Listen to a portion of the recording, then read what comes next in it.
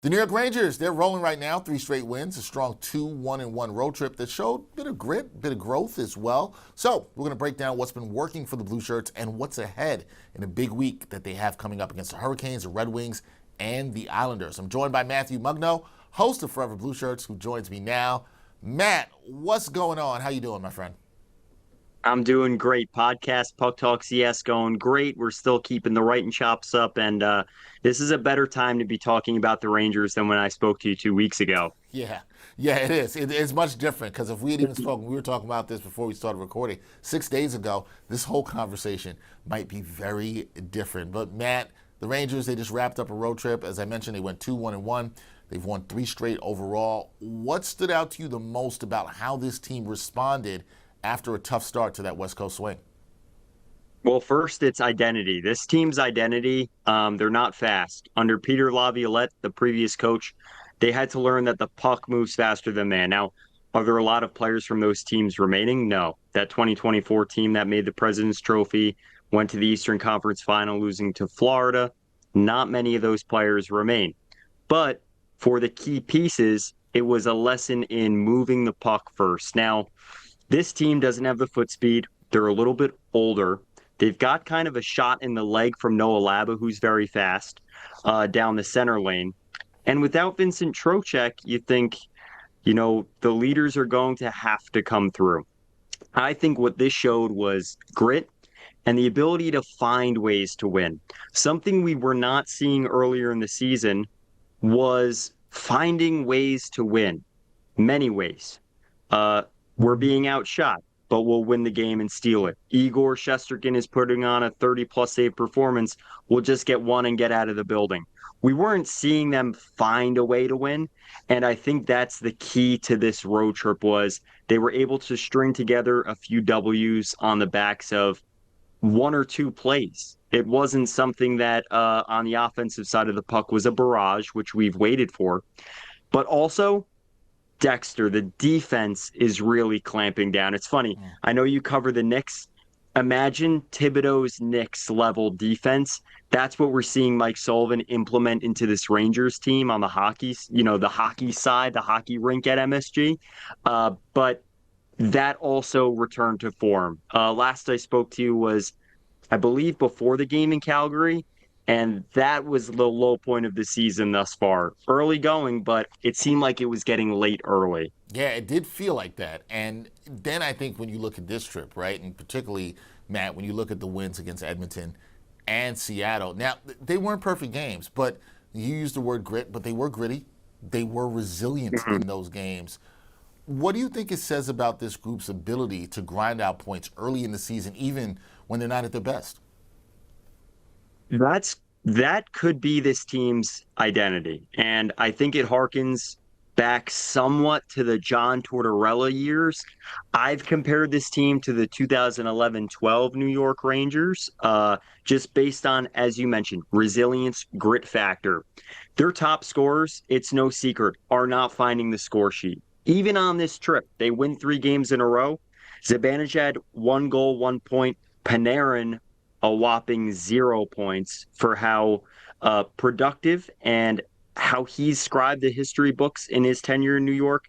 Haven't seen a lot of the fruitful production from 10. Miller, a goal and an assist. Just 2 points, but here's the key. JT Miller has been very vocal. I've really enjoyed watching his post-game press conferences, even after losses, for his leadership style. He's always been abrasive, drags his team into the fight. He had the overtime goal against Edmonton, willing his way to the net to score. And he had the assist on Will Cooley's OTG against Seattle. So I think that although those top performers haven't come through, the fact you're getting scoring from Will Cooley, 5 points, a 4 assist streak going on right now. Adam Fox from the back end with 4 apples. Alexi Lafreniere, who's taken a lot of heat after signing his massive contract last season.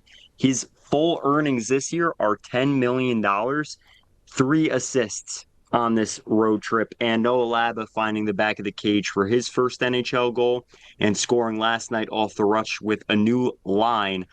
This team is starting to gel. And although we've seen a lot of lineup changes with the lines, especially the forward group, there's depth scoring here, which is something that has been both criticized and praised on the ups and downs so far in October. Yeah, you're wondering if you can see a lot of these guys continue to support guys like JT Miller as you move down into the season, and they can get that resiliency factor throughout the entire roster, and hopefully that can build up. Now, fans always like to look at the young players that are coming, and Gabe Peralt, he's been making noise down in Hartford. How close do you think he is to getting a call up? We saw what he could do a little bit in the preseason, and what could his eventual addition mean for this roster's depth that you just mentioned, and also their scoring balance? What do you think he could do for them there?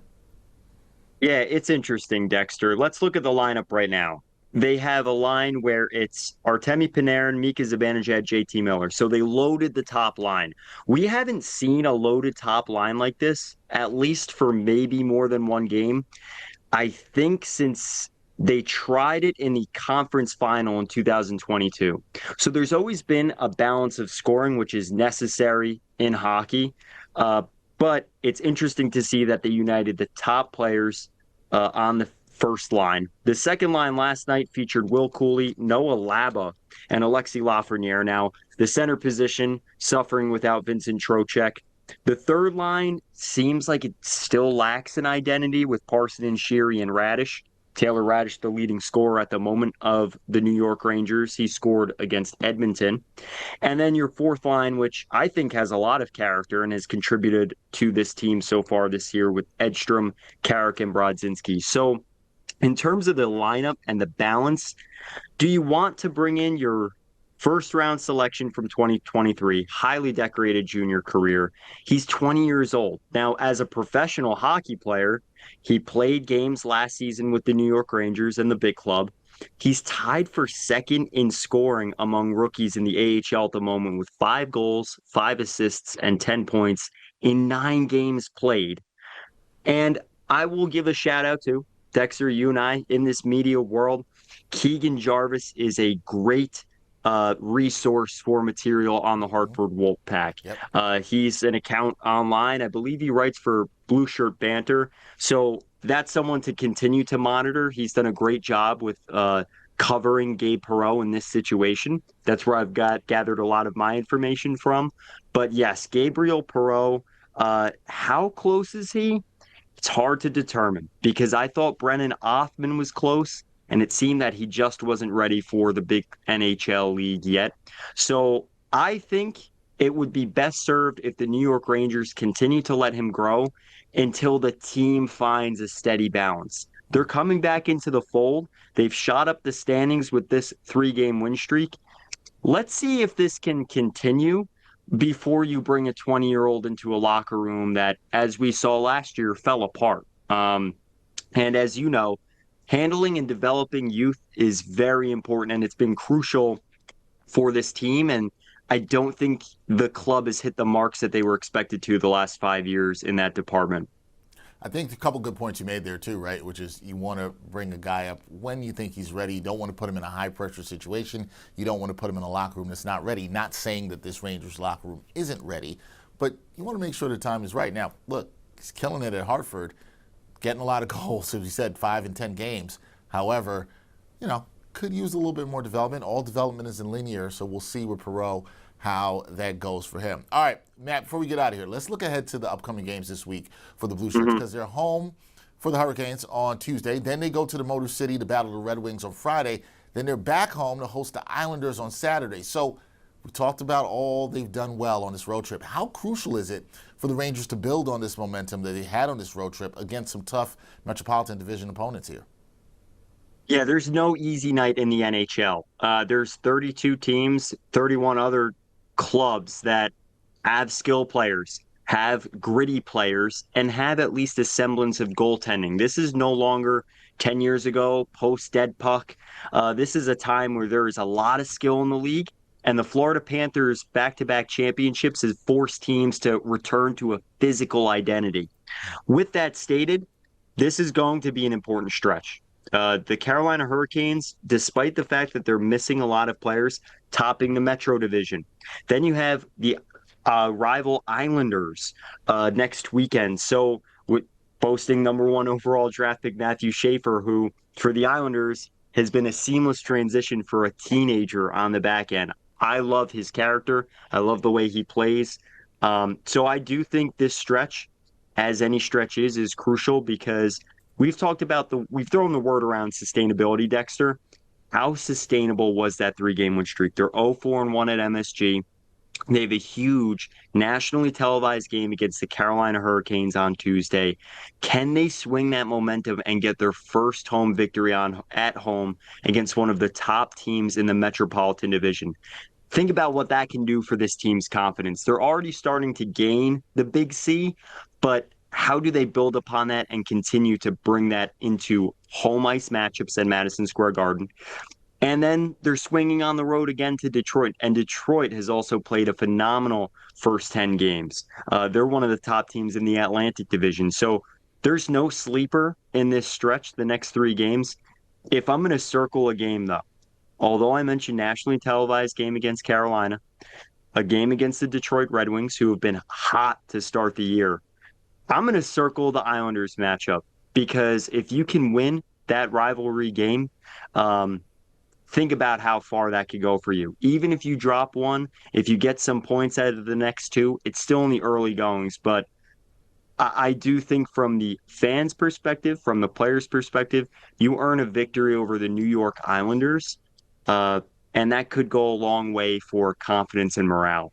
Yep, couple of games this week where things could go a long way for the Rangers if they are to secure some wins, pick up some points. We'll see how they do. 3 games coming up this week. We talked about the Hurricanes, talked about the Red Wings, and then the Islanders next weekend. That is Matthew Mugno. Check him out. Puck Talks, Forever Blue Shirts as well, doing a great job covering the Rangers. Matt, always good to talk to you about some Rangers hockey. And see, this time we got to talk after some wins. Hopefully we do that again next time. Thank you, sir.